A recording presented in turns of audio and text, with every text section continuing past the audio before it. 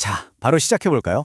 오늘 우리가 다뤄볼 주제는 시장에 엄청난 충격을 안겨준 이른바 검은 화요일 사태입니다. 와, 시작부터 정말 엄청났습니다.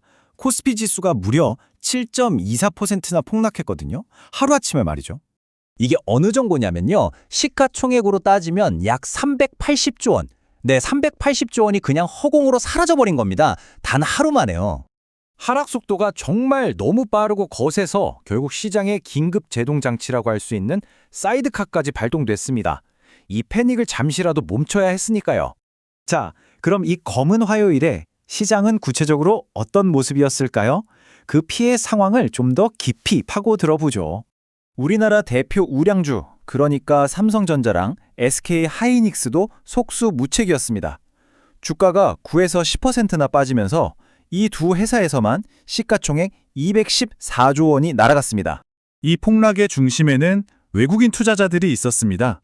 하루 만에 무려 5조 원이 넘는 주식을 그냥 던져버렸어요. 사실 이건 예견된 거였을지도 모릅니다. 바로 지난달에도 21조 원어치를 팔아치웠거든요. 자, 그럼 도대체 왜 이런 일이 벌어진 걸까요? 모든 것의 시작, 그 기폭제는 바로 중동에서 터졌습니다.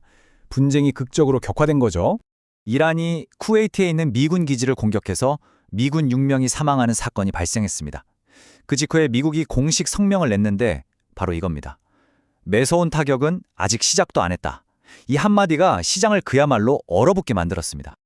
상황이 정말 복합적으로 안 좋게 흘러갔습니다. 이란은 세계 원유 수송의 동맥인 호르무즈 해협을 봉쇄하겠다고 위협했고요. 카타르 LNG선이 공격당하면서 아시아 가스 가격은 40%나 폭등했습니다.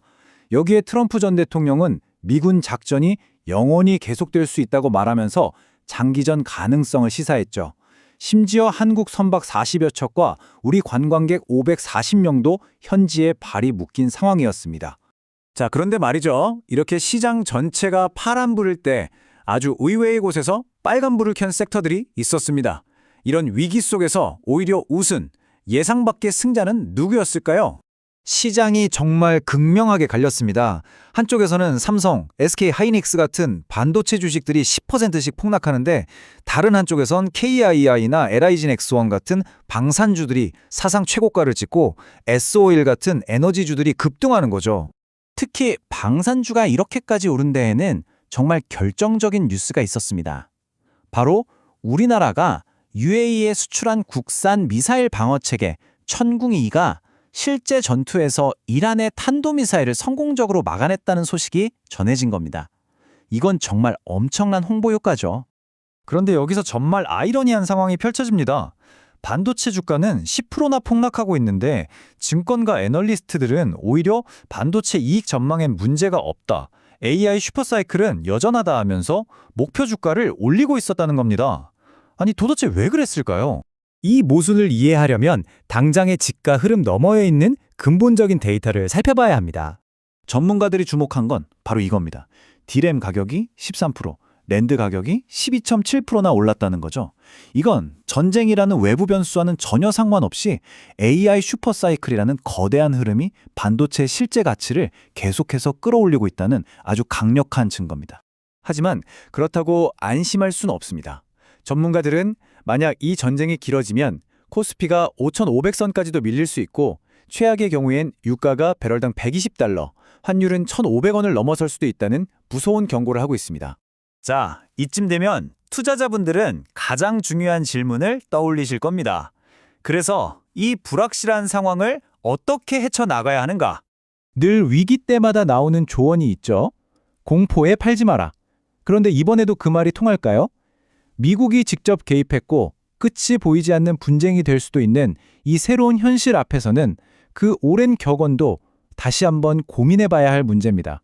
섣불리 사자 또는 팔자를 결정하기보다는 지금은 이 세 가지 핵심 변수를 냉정하게 지켜봐야 할 때입니다. 첫째, 전쟁이 단기로 끝날 것인가, 장기전으로 갈 것인가. 둘째, 원달러 환율이 어디까지 흔들리는가.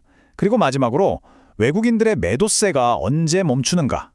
진짜 바닥은 외국인 자금이 돌아설 때 확인될 겁니다. 그리고 마지막으로 이 모든 국제 정세가 결국 우리 지갑에 어떤 영향을 미치는지 보여주는 용어가 있습니다. 바로 스크루플레이션입니다.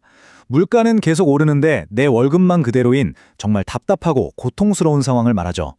만약 전쟁 때문에 에너지 가격이 폭등하고 모든 물가가 따라 오른다면 어쩌면 지금 시장이 겪는 고통은 앞으로 우리가 겪게 될 더 큰 고통의 시작에 불과할지도 모른다는 질문을 던지게 됩니다.